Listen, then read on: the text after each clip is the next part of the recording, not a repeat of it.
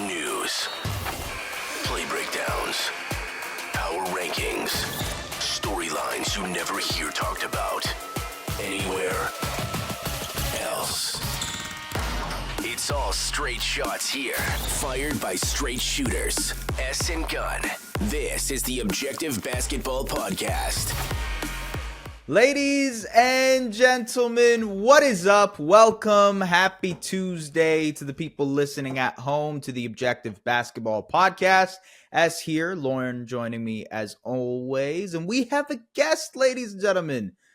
She is a lawyer turned sports personality. I would love to, in another day, another world, talk to you about the change between lawyer and sports personality. But this is Natalie Esquire, does stuff for NBC Sports, does stuff for Holly and Smith, does stuff Golden Space Pod, all of it. Does incredible work. I'm sure you've seen her on Twitter tweeting away about the Golden State Warriors regardless. Natalie, how are you? How is everything going? Wow, what a warm welcome. Thank you so much for having me. And I am, trying to navigate this Warrior season. Yeah, as you should be. It is, you know what? It's funny you talk about navigating the season because I feel like me and Lauren, our expectations for this season of the Warriors were a little bit different. Definitely. And I think maybe I had expectations that they would be able to get back to that, championship status, contender status, adding Chris Paul, maybe the young guys flourish in the way they have. And while some of that has worked out, it's the surprising stuff that hasn't worked out. Klay Thompson has struggled. Andrew Wiggins has struggled. Kevon Looney looks like he's carrying bricks in his feet. Like what is, a lot of the stuff that you could rely on for the last 8 years when it comes to Warriors basketball are not reliable anymore. From your perspective, just generally, and we're coming off the wake of a pretty bad loss to the Toronto Raptors, which maybe we can get into as well. Yeah. How are you feeling? Like, what is the vibe overall with what your expectation is to end the season? What your expectation is, especially given the history of the Warriors and the dynasty and just in general, how are you feeling about the team? I mean, I've sort of just accepted what this season is, Yeah. I'm always going to root for the Warriors, but even if they trade, and I mean, unlike I think many, I don't think that the Warriors are like super far off, Sure. I just think that there's just been so much turmoil this season. And there's just, I feel like, issues on the roster, like people are unhappy. Andrew Wiggins, I can't figure out what it is with him. I refuse to believe that all of a sudden he just forgot how to play basketball. And I understand that different people have different views on Andrew Wiggins, but whatever your view is, he's not this. He's not like what we're seeing on the court this season. Like he's experiencing career lows in multiple categories. And so there's just too many variables. There's like too many things going wrong. Like you have things that happen over the course of a season, but you have Dreymond Green getting suspended indefinitely. You have Klay Thompson struggling probably a little bit more than he normally does. You have Kevon Looney, who just, I don't know, fell off of a cliff, like you mentioned. Right. You have Andrew Wiggins, like we already said. You have Jonathan Kuminga and Moses Moody, not pleased with their minutes. You have, for many, not for me, but for many, Steve Kerr probably having one of his worst coaching seasons, right? And so there's just too many things. To me, it would be a lot to overcome if they did. Hey, I'm all for it, but I just think they need to kind of regroup and think about what's the best way to put a winning team around Steph moving forward for, the last couple of years he has on the back end of his prime. Yeah, that you mentioned the word variable, and one thing that I kind of, from the outside, I'm looking at the Warriors wondering, maybe you can shed some light here, is you mentioned a lot of the change, like guys coming in, even like some of the bright spots with pods and even Trace Jackson Davis, and kind of how he surprised a little bit in the effective lineups with Yeah. Dario Saric at times. There have been some small positives, but it just seems like the rotation is constantly changing because of something that has come up, good or bad. And so I guess how hard is it to try and take this new group with young guys and new big personalities kind of brought into the locker room with Chris Paul and all of this history? How hard is it to juggle all of those things on top of the stuff that we've talked about with Draymond, guys being unhappy with their minutes? Are they just two grasping at straws? Baby. Like, is there any, like, what direction should they tackle first, I guess is what I'm really trying to get at, because there's just so much change.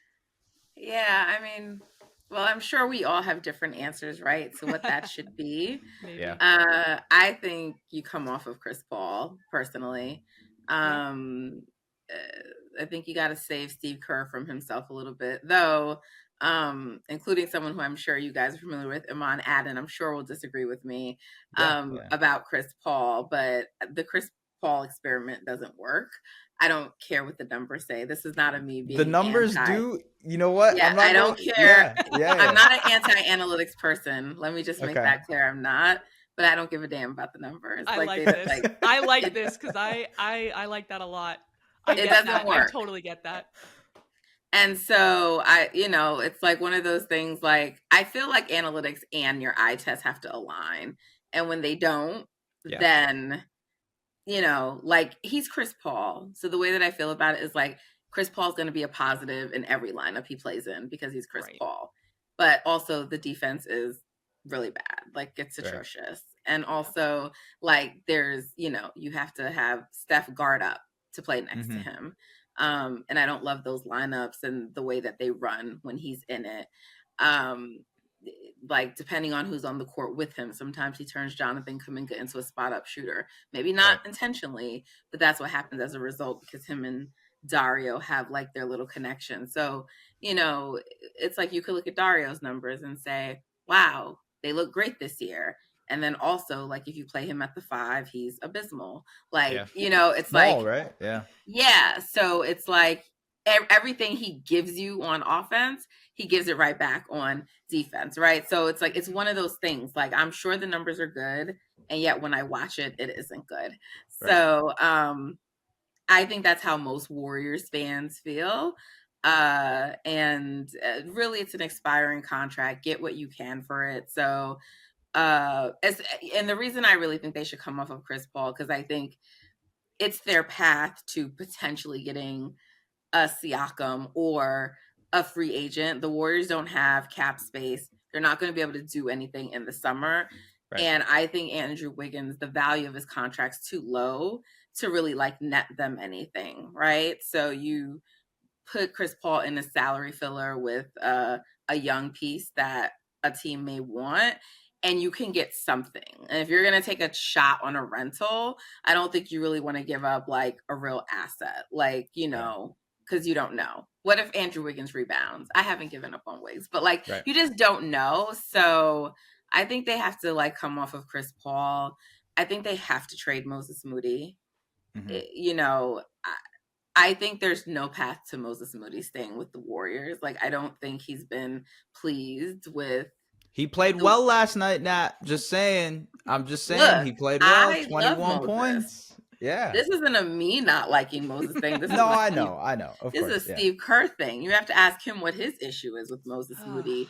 It takes Chris Paul, Gary Payton II, and Dreymond Green being out the lineup for him to, factor him into the rotation. And so, and I saw a lot of Raptors fans saying like they weren't pleased with any of the Warriors' assets. And I'm just like, okay, you guys are being good. Listen, that's always gonna happen. That's always gonna happen. No, you know what? Since we've kind of arrived at the Siakam conversation already, let's have that Siakam conversation now.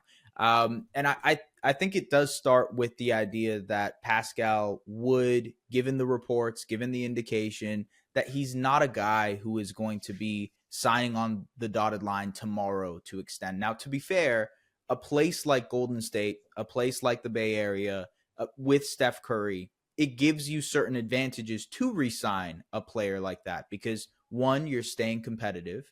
2, obviously, great location, great area for him to play in. And 3, if that contract inevitably ends up being there, he's going to be a part of a contender. And I think that plays a huge factor for trading for a guy like Pascal. When it comes to what the package is, I would agree with you. I think even from the Raptors' perspective, they would prefer the expiring salary of Chris Paul and then having to attach whatever. Interesting. I just because you're getting off the money, and then next year the Raptors would have cap space to be able to go out and get someone, whatever that might be. Right. But I think that's an interesting aspect of it. Is like, what would you prefer? And from the Warriors side of things, if you are trying to compete this year, having the size of Wiggins, having the versatility that Wiggins could potentially provide you in a lineup with Siakam, with Draymond, with Clay, with Steph, for sure, makes a lot more sense, right? Like I don't know. It makes a lot of sense to me. I'm always curious to hear what people like you who know the Raptors better than me say, because I know Amon wasn't sure if they'd want like an expiring contract. I think it's attractive, like you. The thing is, to me, it's like I think Masai probably wants Jonathan Kuminga, and who seems like a Masai type of player. Listen, I'll say this right now. At the draft, when the Kuminga draft, which was 2021, they loved him. They loved Jonathan Kuminga, and it was very close. Like, even at that time, there was that conversation of Pascal for 7 + 14, and I think it was Wiggins. Right. You know what I mean? I'm sure right now they're probably trying to pursue the similar package, but yeah, who knows? Who knows if that's going to be the case? Crazy to think about. Yeah. I mean, I don't think the Warriors are willing to come off Kuminga unless they have some kind of assurance from Pascal, right? I think that's the only way that they would consider it. I am curious, do you guys think that he would be willing to lose Pascal for nothing after just losing Fred for nothing? We were just talking about that off air a little bit before you jumped on. Look, the thing with Pascal is that, and the difference between Fred is that Pascal is wholeheartedly the franchise player of this team. Fred was obviously, he became an all-star, one of the great development stories for the Raptors of like recent years, but he wasn't the guy they were building around. Pascal, for the last 4 or 5 years, has been the guy that they were building around. And now that they have Scotty Barnes, it puts into question the fact that they are building around a guy like Pascal. He's obviously 30 years old. There's the whole timeline conversations of building younger guy. I don't necessarily like believe in that type of stuff. I think you can still have older players and younger guys and just like develop throughout. But at the same time, he is going to want a max contract. There is that fact that they are not going to be willing to pay the luxury tax. And with a contract like RJ Barrett, baking in Emmanuel Quickley's contract extension, they just won't have the money to keep a guy like Pascal. Right. So from that perspective, like I would say right now, 97% chance that Pascal is traded by the deadline, 5% chance that he stays. And maybe that 5% chance grows. Maybe they don't like the offers that they see. We were just talking about Dallas off air. Golden State is obviously a place that's been mentioned a bunch, Sacramento. But if those deals aren't there and they don't transpire, maybe an extension is revisited. But I would be very, very surprised given the cap craziness that is coming for them this summer if they do extend a guy like Pascal. Well, I want to propose a trade to you if it was with the Warriors, and tell me what you think of it. Let's do it. Yeah, let's do it. So what if it was not Jonathan Kuminga, but it was Moses Moody with Chris Paul's expiring and a pick thrown in? What would you think about a deal centered around Moody instead? Because I think he may actually be a better fit for the team. Yeah.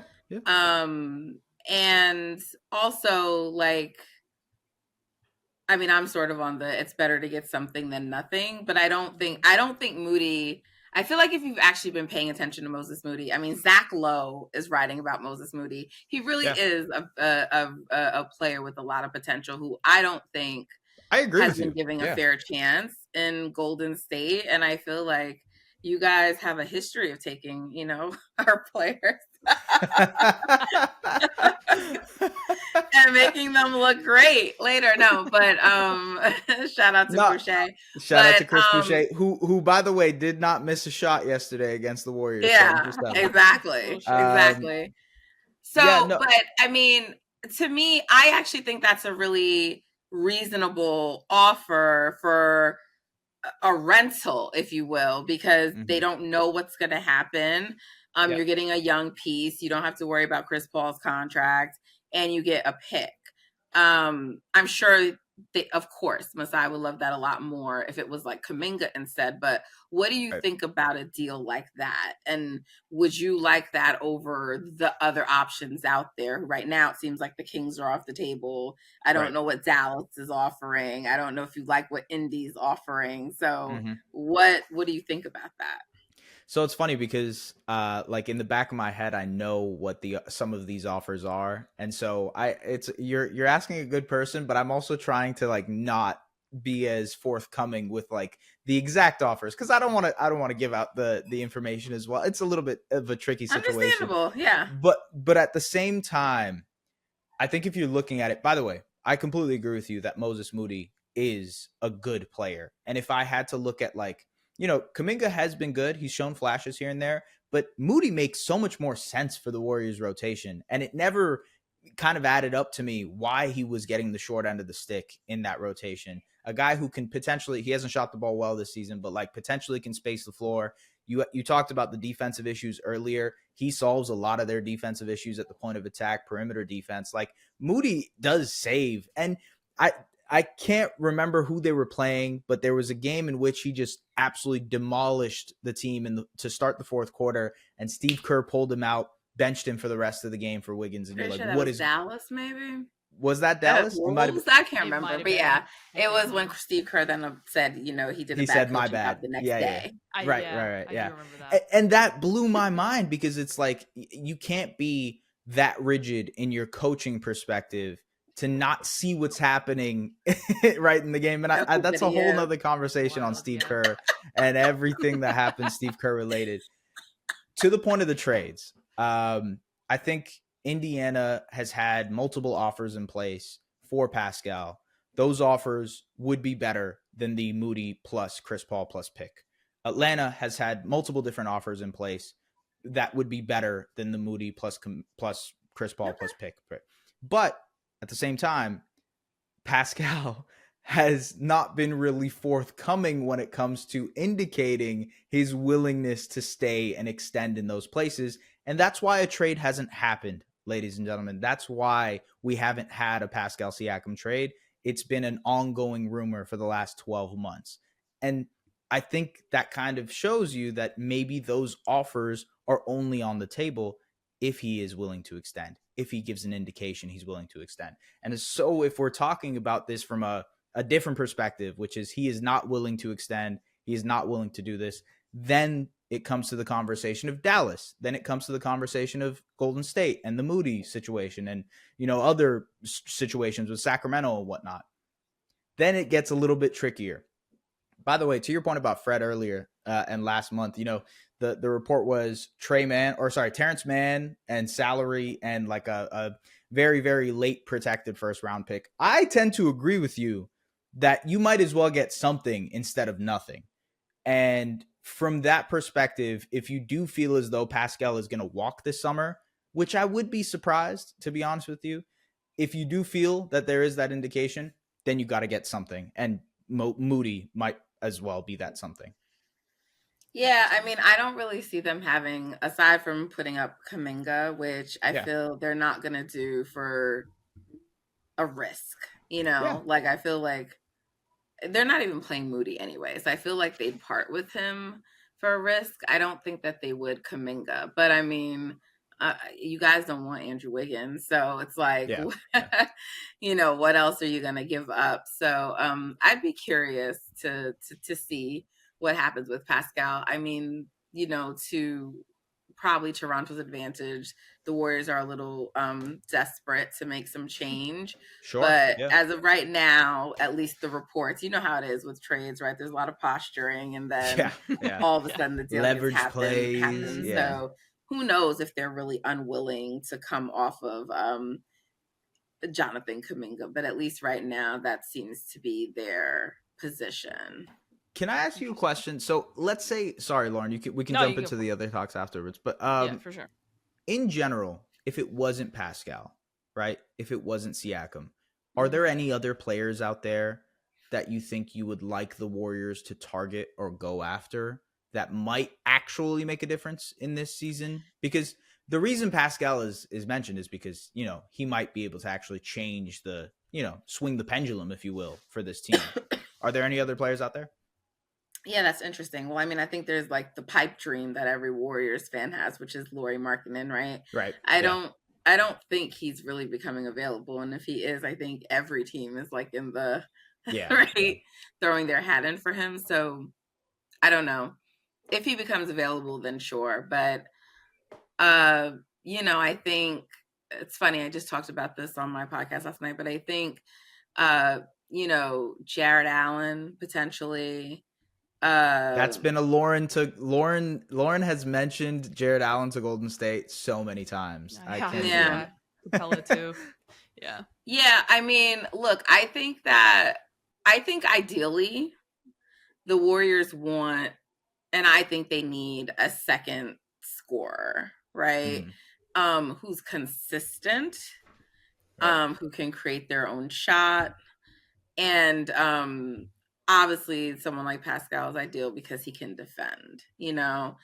So to me, when you start to talk about a player like Jared Allen, it's like, okay, he's not like your second person, but he does add another element to the Warriors, which would be really helpful.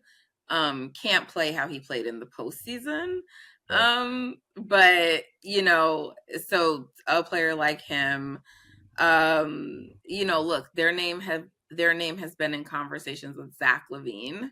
I don't love that fit as much. Me too. So I don't think so. But you know, and then there's like, who else becomes available? You know, Claxton from the Nets. I don't know.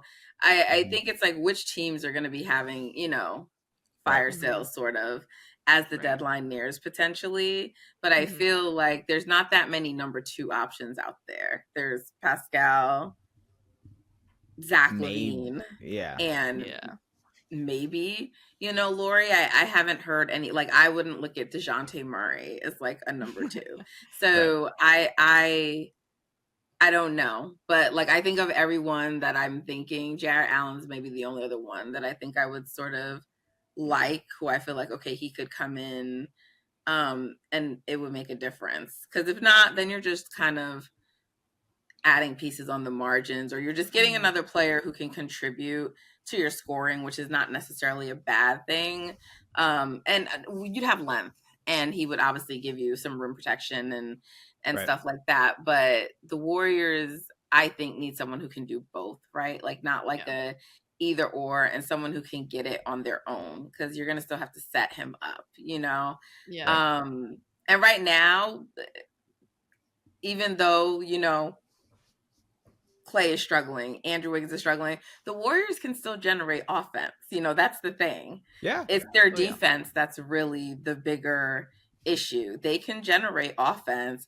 Their bench has been carrying them all season. It's been the core and the starters who are struggling, but the bench is like one of the top benches, you know, in the league. So we'll see what happens. But yeah, they're going to have to try to make something shake. Yeah. Could you see them going for, when it comes to like addressing kind of some of the, like their last or bottom two in the league in blocks, like kind of looking at the front court, the five more specifically, could you see them trying to have conversations on an Isaiah Stewart or a Wendell Carter Jr.?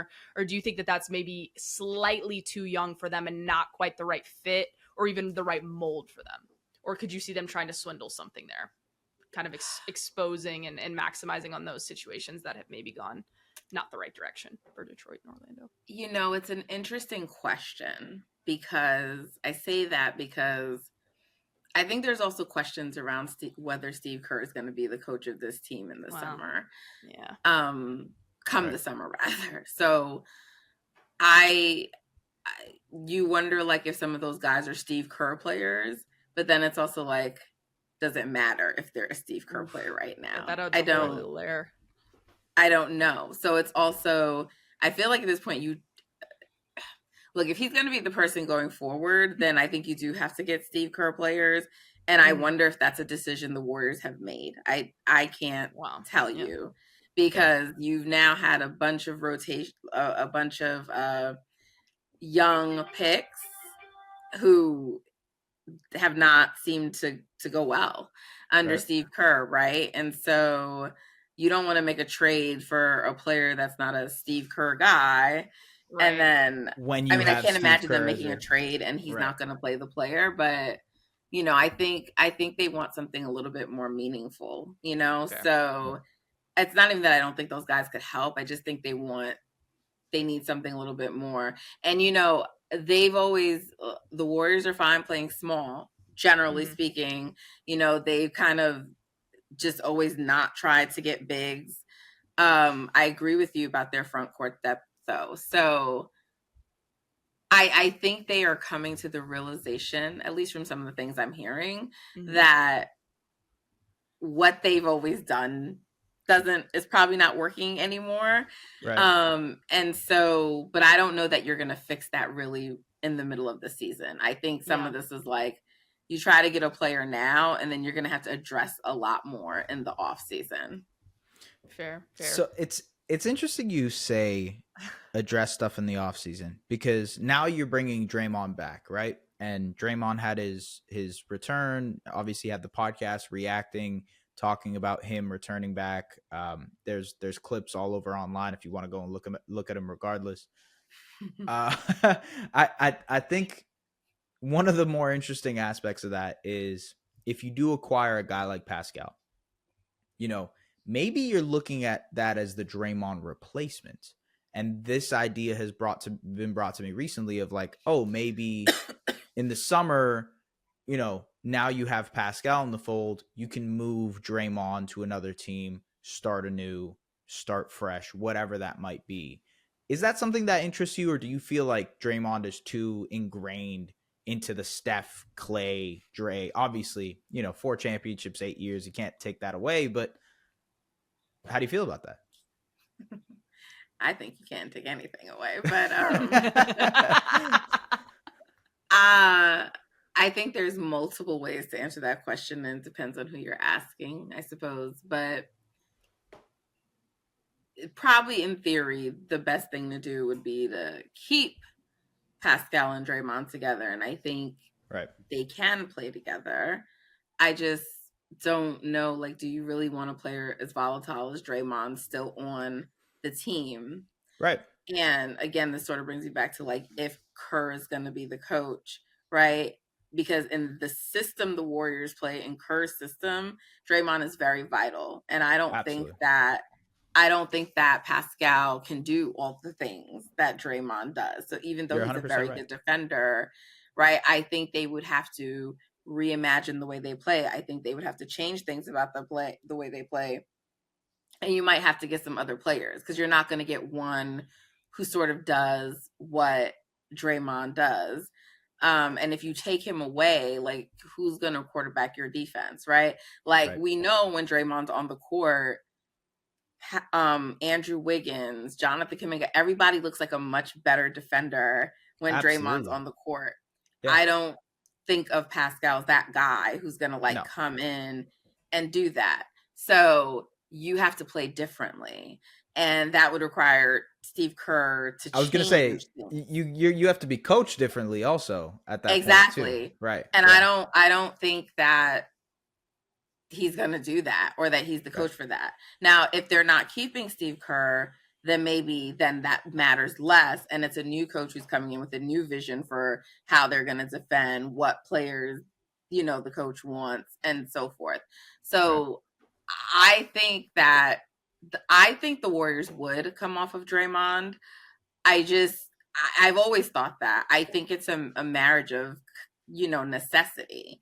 I Right. think that the way that they are structured, it's almost like impossible to do that. And I've always personally wanted them to find another way to play that doesn't rely on Draymond, because you can't trust him. He's too volatile. So I wouldn't be opposed to it, but I think right now it still hurts them more than it helps, until you can see what other players they get, how they're going to play.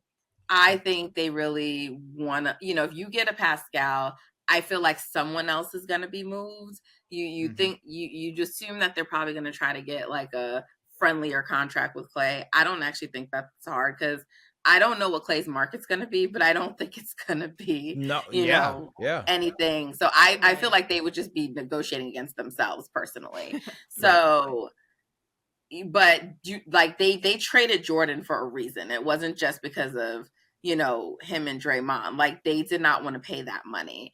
Yeah. So I feel like even if they were to get a Pascal type player, they're going to have to come off of another contract. So whether that's Draymond, whether that's Andrew Wiggins, the thing is, Andrew, his value is low right now. So that's why I sort of think you keep him and hope he can somehow get back to rehabbing his value a little bit. So now in the off season, the contract's worth more, because it's a movable contract in terms of the dollars. It's pretty reasonable. The wing is still like a valued position. People just have to know that he has something left, or it has to be a team that I guess is willing to take a project, right? So, but yeah, I think I'm fine with them coming off Draymond. I am fine with them trading anyone except Steph, which we know isn't going to happen. I think everything should be on the table. That includes Clay, that includes everyone. But I think at this late stage, what do you have? Maybe 2 years of Steph at this level. I think if you do too many changes, that makes it a lot harder for them to win, because usually teams need continuity, to know each other for a while playing. So I think you can make some changes. I don't think they can be so drastic of changes, though, where it's like multiple new players and, plus a new coach, plus a new way that they play. Right. Like, I think you could change a couple of those things. I don't think you can change all of those things. Yeah, it can't be a wholesale restructuring around Steph. It has to be picking and choosing your spots. And that's why they're in such a tough position, Lauren. Yeah, well, what fascinates me is when I look at their roster and I look at guys who I think that there's a chance that they would trade, in terms of, okay, that they could either include him in a package or get like a reasonable offer for him, or they probably wouldn't want to trade that guy and wait, whether it be waiting out Wiggins, like you said, or not wanting to be, intrigued in moving Kuminga. Looking at the guys that are actually likely to get moved, how much risk do you think is involved, and what do you think that means for this deadline specifically, if it's maybe more likely than not that they move someone like Wiggins or Kuminga, or maybe they want to hold on to these players to wait and see because they don't feel like that move that's actually going to make a difference is to happen right now? What does that mean for them if you're playing with this risk of these sort of dominoes falling with Steve Kerr and then changing the system and then changing, like, what does that mean for how they approach this next deadline beyond just having Pascal Siakam as kind of this big name? Yeah, I mean, I think they are like pushing to do some kind of trade. Mm-hmm. Now, does it end up being Pascal? I don't know, but I think, which is not like the Warriors of past, but they have a new GM, and I think he moves a little differently than Bob Myers, and I think things are different this year. Joe Lacob showed up to Steve Kerr's post game the other day. Crazy, absolutely wild. Craziness. I was gonna bring that up when you brought up the whole Steve Kerr thing. I mean, the fact that was even the case goes to show you that maybe there's a little bit more pressure than the ICs, Yeah, so I think they're gonna do a trade. What it's gonna land them, I don't know, but I think they're gonna definitely do a trade. I think regardless, you want to still hold on to some stuff until the off season, because we know that things change very quickly in the NBA, right? Team gets an early exit in the playoffs. I mean, Giannis is over there talking about the equipment manager. Like, what happens if the Bucks have like an early exit? It's been shaky. I get it that like Giannis just re-upped, but what if they have an early exit? What does that mean? What if the Sixers go out early again, right? Like, Oh yeah. Stars and other players can become available very quickly. And I think there's still a lot of stars who would say, hell yeah, I'd play with Steph Curry, you know? yeah. So I think you have to leave some too for the off season, for the event. You know, like we never knew Kyrie Irving was going to be available from the Cavs until one day it was just like, Kyrie Irving, what's the you know, like, to me, that would never not be the most random thing. Like, what? That was crazy. So, you know, I don't think you need to try to like do it all right now. I think you make one move right now, because teams that rarely trade for someone in the middle of the season, they don't win it all. If it's like you know, and trying to even get a piece like Pascal, that's a big change in itself to try to like work in. So I think you try to do like one thing and like see what you can do for this season. And then you now have the off season to try to convince Pascal to stay if you do get him, and then work on like the other pieces you have to move to make this roster look like the kind of roster you think you need to compete. It's so funny you mentioned the trading one guy, the figuring out the chemistry there, because I was just talking about this with someone. It's like there should be an incentive for these teams that are interested in Pascal to trade for him earlier rather than later. Because if you are trying to compete, if you are trying to contend, then you need more time to incorporate that type of guy and really hit the road running, or whatever you want to say. So like maybe I don't know. I guess that's Nobody just my wants way to of give up their stuff. Everyone's trying to see how desperate each other is, right? Exactly. And I mean, you don't want to like hurt yourself in the process because you're trying to still win. I mean, the Warriors have a log jam, so I feel like they have a little room, but I mean, who knows? Right now, Kuminga is definitely better than Andrew in the starting lineup.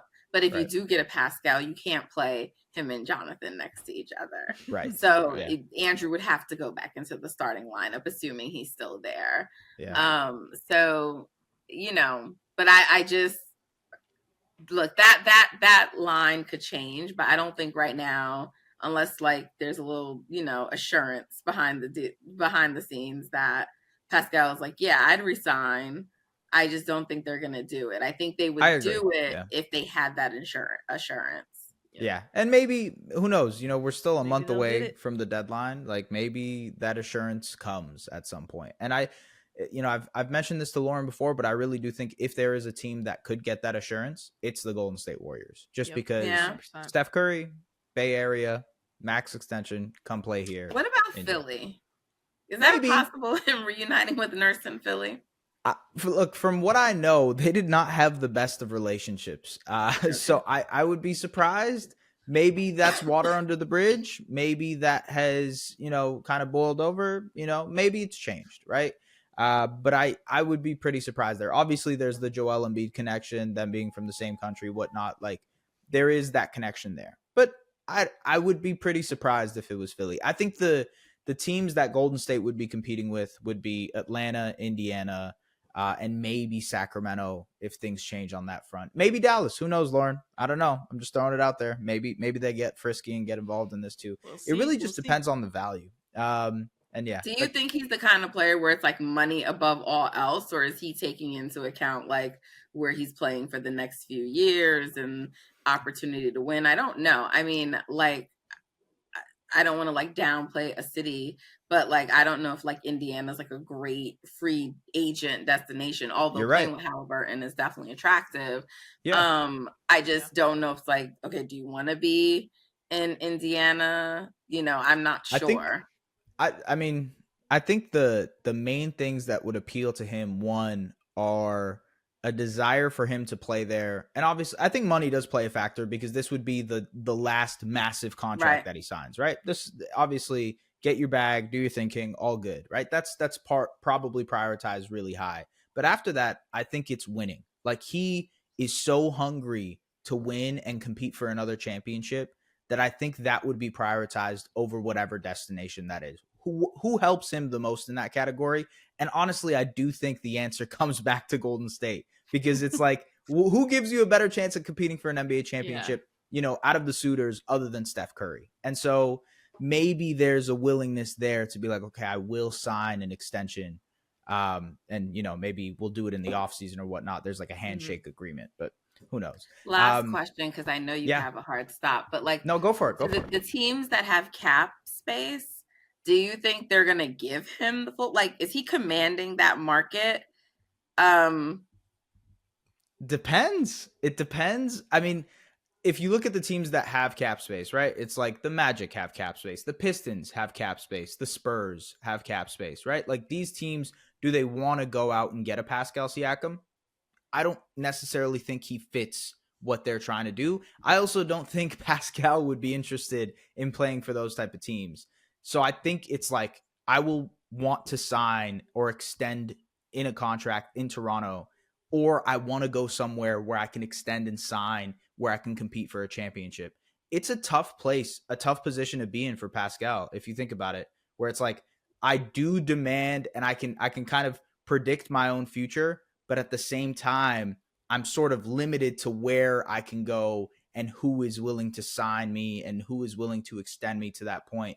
Because then you get to a list of like maybe 2 or 3 teams that are really willing to do that. And that's where it becomes hard. I don't know. It'll be interesting. I think I man, you know what? The final thing I'll say on that is I do think a lot of Raptors fans will be disappointed in whatever package ends up being for Pascal Siakam. I think so. I know the return is obviously, when you compare it to the OG Anunoby trade, you're looking at it, you're comparing, like, man, it totally makes so much more sense, for them to get more for Siakam than for OG. But given the situation, given the contractual stuff, given the fact that in New York, it was a little bit of a different situation because there was a, backdoor handshake agreement for him to, he's going to extend in New York. There's no question about that. I think it's a little bit different of a situation with Pascal, and it puts Toronto, it puts Pascal both in impossible predicaments to see how they maneuver. And I'm fascinated. I'm really fascinated to see what they do over this next month. Natalie, anything you got going on, anything you want to plug, anything you want to mention before we head out of here? Oh, no, I appreciate it. Thank you for having me. Just, check out Golden Spaces. It's available on all podcast platforms. And if you want to watch on YouTube, we're on 95.7 The Games channel on YouTube. So you can catch us there. And, thanks for having me. I really appreciate it. This was a fun conversation. Yeah, of course. Thank you so much for coming on. I mean, if the Siakam trade goes down and it's Golden State, we got to have you on to react. Oh yeah, I would love to. I would love to. Yeah, of course. Okay, well, Lauren, anything else before we head out? No, I'm good. I think we touched on it all. That was awesome. Thanks for coming on. Okay, really appreciate it. Oh, thank you so much for having me. Thank you very much, everybody, for listening to the Objective Basketball Podcast. As always, do the liking, the rating, the things that you guys usually do to help support this podcast. From Lauren, from myself, from Natalie, we appreciate you guys. Take care. Follow hosts at Just S. Farahini on all socials and at The Lauren Gunn on Twitter. The Objective Basketball Podcast, delivering the NBA to you like no other.